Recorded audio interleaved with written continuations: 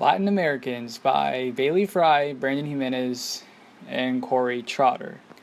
Latin Americans are Americans with cultural roots in Mexico, Puerto Rico, Central America, and South America. Latin Americans constitute 17% of the nation's population, and 55 million of Latin Americans live in the United States. And for the key aspects, we have three things, and one of them is social justice. For one thing, there is a large abundance of poverty in Latin America, and many citizens there face this crisis. One big issue tagging along with poverty is inequality. With the combination of inequality and poverty, this affects the economic growth and brings down the level of education and health. Also, crime rates are excessively high, and this has been a barrier to economic development and poverty reduction. For education, according to the NCES, among all public high school students in the U.S., Hispanics reached 76% of the graduation rate. And over the past decade, Hispanic high school dropout rates have declined dramatically, reached from 32% to 12% in 2014. On the college side, as of 2014, Hispanics fall behind than other groups on obtaining a 4-year degree. And for the equal rights, in the U.S., Hispanics have an equal opportunity in the workforce as other ethnicities.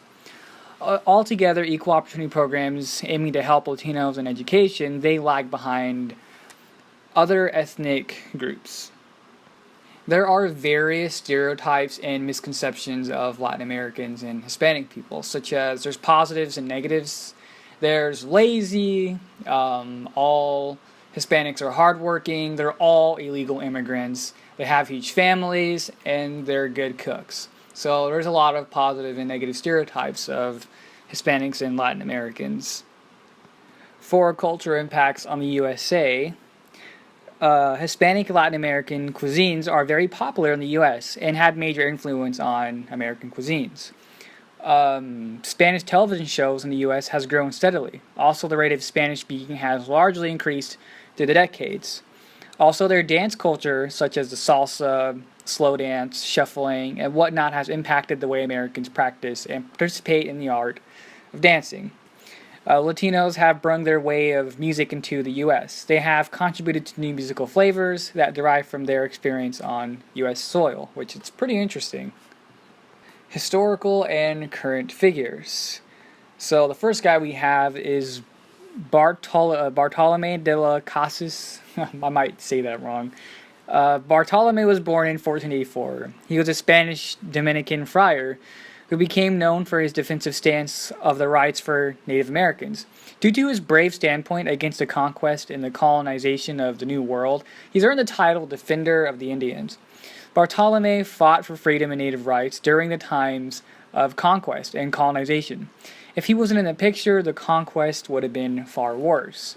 The second person we have Pablo Emilio Escobar Gaviria, something like that. Pablo was born on December 1st, 1949. As a kid, he claimed the desire to be president of Colombia in the far future. Yet, ironically, he started as a thief, a street criminal who stole tombstones. He climbed his way up the ladder to apprehending vehicles from all sizes. Eventually, Pablo found his way to the wealth and power, which is drugs.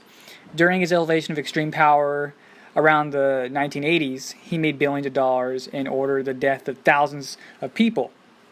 He owned lots of mansions, airplanes, and lots of fancy cars. Because of him, he was responsible for 80% of the cocaine transport in the United States. On December 2nd, 1993, Escobar has been ended and put to death.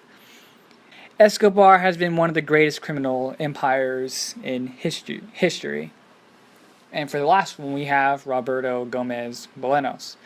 Born in Mexico City in 1929. He studied engineering as some hobby. He never worked in the engineering field, though. During his 20s, he wrote scripts and screenplays for television shows, even for radio shows. Roberto became known for his characters, such as El Chavo del Eight and El Chapulín, Colorado. For 40 years, he's been involved in Mexican television shows. Chesperito passed away on November 28, 2014, from heart failure. He died at the age of 85. Current events. as to what we know, what's big in the news, it's Donald Trump. Donald Trump's idea of building a wall around Mexico's border. He plans on Mexico building the wall and having them pay for it rather him or anything. It's highly unlikely that they'll pay for that wall. Trump's immigration policies are ultimately unpopular. 47% of voters agree with Trump's job of handling the illegal immigration issue. The Trump supporters are focused on stopping people from coming in the country illegally. So this is what's going on for current events for the Latin Americans. Here are some facts within Oklahoma. Oklahoma City's Hispanic population grows and continues to do so. As the Hispanic community grows, it will continue to impact the city's economy and future. Immigrants from Mexico or their descendants comprise a large part of the Hispanic population in Oklahoma. Their influence is seen in churches, festivals, music, and restaurants. So that's all that there is, and here's the references. Thank you for watching if you watched it.